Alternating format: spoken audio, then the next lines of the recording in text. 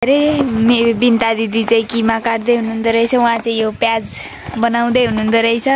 पिठो पनि ल्याइसक्नु भएको छ। अनि अब मोमो बनाउने भनेर म चाहिँ अनि के अरे मुस्न आँटेको पिठो। ल बाई बाई। कति हिलो मम्मी पकाउँदै हुनुहुन्छ हैन।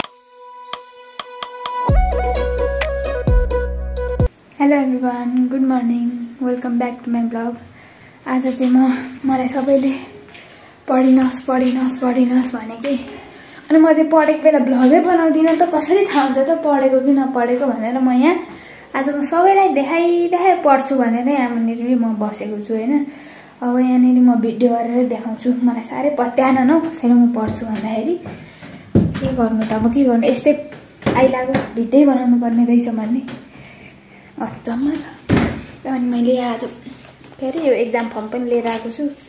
पैसा तिरेर यतै भर्छु भनेर। स्कुलमा आज लास्टै जाडो छ, बल्ल तल्ल घाम लाग्यो। यहाँ त जाडो न जाडो छ अहिले। अब घाम लाग्यो अनि लुगा पनि धोएँ, खानासाना खाएर लुगा धोएँ। अनि अहिले चाहिँ यहाँ आएर बसिरहेको छु म माथि।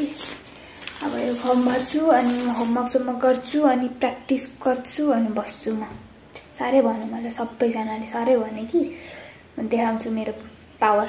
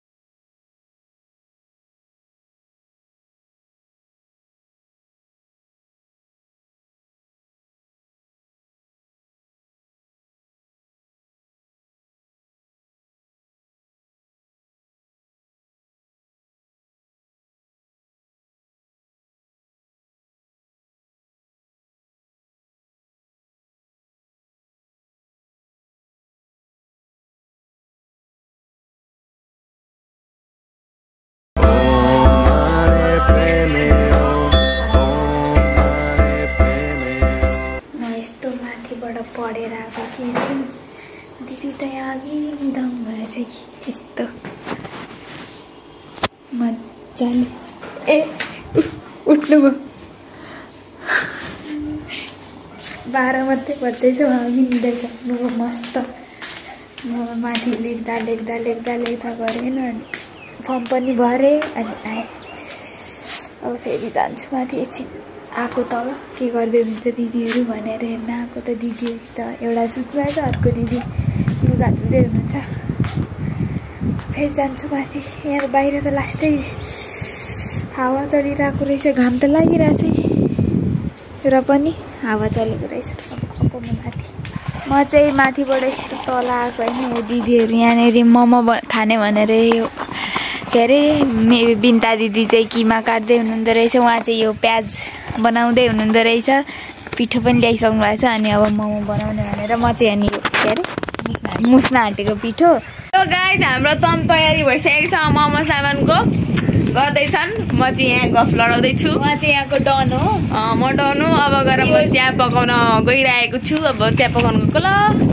बाहिरको चाहिँ हाम्रो सबै काम सकिसक्यो होइन। मतलब अब त्यो के अरे मोमो बनाउन मात्रै, डल्ला बनाउन मात्रै बाँकी छ। यहाँ दिदीले किमा सिमा सबै बनाइसक्नु दिदी। अब त्यही किमामा अदुवा मात्रै हाल्न बाँकी छ। दिदी अदुवा लिएर आउनुभयो। तेल पनि बाँकी छ अरे, दिदी हालिदिनुहुन्छ। अनि अब चाहिँ अरू त्यो डल्ला बनाउने काम चाहिँ हामी चिया खाएर गर्ने भनेर एकछिन हामीले ब्रेक लिएको। हामी आगोमा पकाउन आँटेको होइन, मोमो आगोमा पकाउन आँटेको। यो दिदी हो पकाउने। हेर्नु यहाँ चिया र ब्रेड ल्याइसकेको छु होइन। अब यसले पनि बनाउँदैछ, यहाँ एउटी कोर्दैछ होइन। यहाँ मम्मी चाहिँ चिया खान बस्नुभएको र अब हामी खान्छौँ। हामीले चाहिँ चिया खाइसक्यौँ होइन, ब्रेड पनि खाइसक्यौँ। दिदीले एकदम तताएर ल्याउनु भएको थियो, त्यो खाइसकेर यो बनाउन थालिसकेको। यहाँनिर यो दिदी बेल्ने, यो दिदी यो के बनाउने आउँदैन मलाई भन्न, हो त्यो बनाउने उहाँ, म यहाँ डल्ला बनाउने मान्छे म। यो दिदी यो यता ठुलो मम्मी खोले काट्ने मान्छे, म चाहिँ मै हो सबभन्दा काम नहुने मान्छे, डल्ला बनाउने बस्ने बेला बेला। फाइनल्ली हाम्रो मोमो बनाउने के अरे पिसाइसक्यो। मोमो यति मात्रै बनाएकै।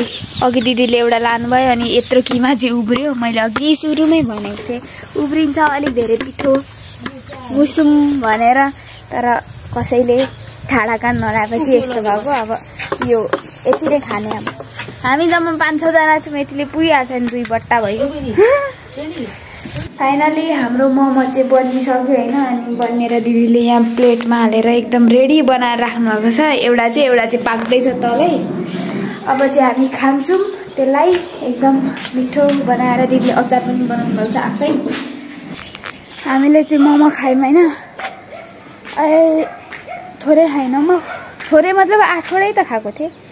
8वटा खाएर एकदम अटसपटस हुने गरी खाए जस्तो लागिरहेछ। अनि अहिले चाहिँ म यहाँ छतमा खाएर छतमा आएपछि लुगा उठाउनलाई। यहाँ मुनि चाहिँ हुसेर आए जस्तो देखिरहेछ पुरै। आजकल त झापामा हुसी लाएर यस्तो भएको छ नि। म त बिहान कलेज जान यति रिस उठ्छ। बिहान कलेज जाँदा अगाडि केही नै देखिँदैन, अन्धकार देखिन्छ। अन्धकार अगाडिबाट मान्छे आएको पनि देखिँदैन। गाडी कुदाउनेले कसरी कुदाउँछन् भन्छु म त। बल्ल तल्ल कति दिनपछि घाम लाग्यो हुसे लाएर। त्यही भएर मैले आज लुगा धोएको थिएँ, त्यही उठाउन आएको धेरै दिनपछि। अब फेरि जान्छु म तल मन्दिर। हामीले चाहिँ मोमो खाएर बसेको 1 घन्टा भइसक्यो होइन। यो दिदी त्योभन्दा अगाडिदेखि रेडी भएर बस्नुभएको। यो दिदी यो के अरे ट्युसन जाने भनेर अहिलेसम्म पनि यहीँ हुनुहुन्छ। 5 बजीदेखि अरे। ल बाई बाई। कति बज्यो अहिले? 4:35 भइसक्यो। कतिखेर पुग्नुहुन्थ्यो, कतिखेर पुगेर आउनुहुन्थ्यो थाहा छैन। सो अहिले चाहिँ रात परिसक्यो होइन। ठ्याक्क म तल आएको थिएँ, तल आउने बित्तिकै लाइन गयो होइन। यो दिदी यहाँ मुनि हुनुहुन्न थियो। अनि आज चाहिँ हाम्रोमा खिर पकाउन आँट्नु भएको अरे होइन। यो दिदी चाहिँ खानु नै हुँदैन क्या खिर। यो दिदीलाई पानीपुरी चटपटे भएपछि पुग्छ। उहाँ खिर ढकने भात त्यस्तो कुरा उहाँ खानु नै हुँदैन क्या। त्यस्तो उहाँको त्यो डिक्सनरीमै छैन त्यस्तो कुरा हो के भन्नु त। यहाँ चाहिँ एकदम अन्धकार भइसकेको छ किनकि बत्ती नै छैन। लाइन गयो भर्खरै के। अनि मलाई यत्रो डाइलग हान्नुभयो त, बत्ती गएर तला कि भनेर यत्रो डाइलग हान्नुभयो होइन। अनि अब चाहिँ हामी यहाँ खै बाहिर बस्छौँ। बाहिर त उज्यालै छ है, अलिअलि त उज्यालै छ। अब चाहिँ हामी यो पर हाम्रो शर्मिला आन्टीले हिजो अचार ल्याइदिनु भएको थियो, त्यो उयो बोटुको पुऱ्याउनु जान्छौँ। बोटुको र उयो अनि दिदीलाई पनि लिन जान्छु। मलाई अँध्यारो भइसक्यो अहिलेसम्म आउनु भएको छ नि, केही देखिन छोड। हाम्रो त आज स्ट्रिट लाइट पनि बिग्रिरहेछ, खोइ बलेकै छैन के भएछ।